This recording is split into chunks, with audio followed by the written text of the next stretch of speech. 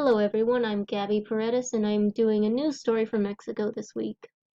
This story is written by The Economist on February 6, 2020, and it is titled Latin America's New War of Religion, Blurring the Separation Between Church and State.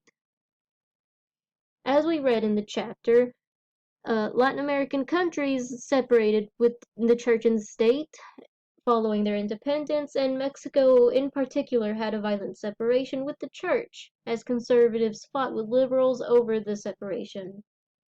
It's mostly worked, but in recent years there's a fear that there's going to be a fight over this as evangelical Protestants rise in numbers. In fact, in 2014, their population was 69% Catholic and 19% Protestant, and the number has probably risen by a lot since then. Some of these Protestants are Pentecostals who preach a direct personal relationship with God. These people want their beliefs to shape public policy. They are focused on opposing LGBTQ rights, opposing abortion, and have dismissed science. Some have even intervened in foreign policy using their beliefs. Various leaders share these beliefs, such as the presidents of Brazil and Bolivia, and show the changing values of Latin America and the threat that it poses to the separation of church and state. Outside influence has led to a rise in these beliefs in Latin America using personal behavior to convert these people. One of these groups is Capital Ministries, an American group who comes to Latin America, and they have been putting Bible study centers in the legislatures of 8 Latin American countries, and they have said that they are going to try and put more in more countries. Some effects of their efforts have been that people who believe the same things as they do have been appointed to government positions where they can change policy. In Brazil, this can be seen by President Bolsonaro putting someone in charge of the agency that deals with the quality of higher education that is a skeptic of evolution, and Capital Ministries along with others have lobbied for Latin American countries to move their embassies in Israel to Jerusalem, which Guatemala is the first country in Latin America to have done. The Catholic Church has also tried to influence policy, but has not been as direct as the evangelical Protestants because there is still a mistrust between the people and the church when they try and influence the government. While many religious groups have tried to change all of Latin America, many still embrace this separation. While these groups reject science, many people in Latin America still call for more science and embrace it.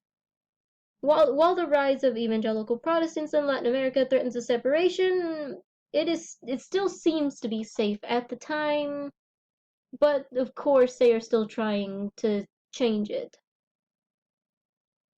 The political actors in this story are of course the religious groups, the Catholic Church, the evangelical Protestants, and other groups, and the leaders of Latin American countries such as President Bolsonaro and the interim president in Bolivia, Janine Áñez, and groups that support religious ideals such as Capital Ministries, the American group who's been going to these Latin American countries and trying to change the policy of these countries.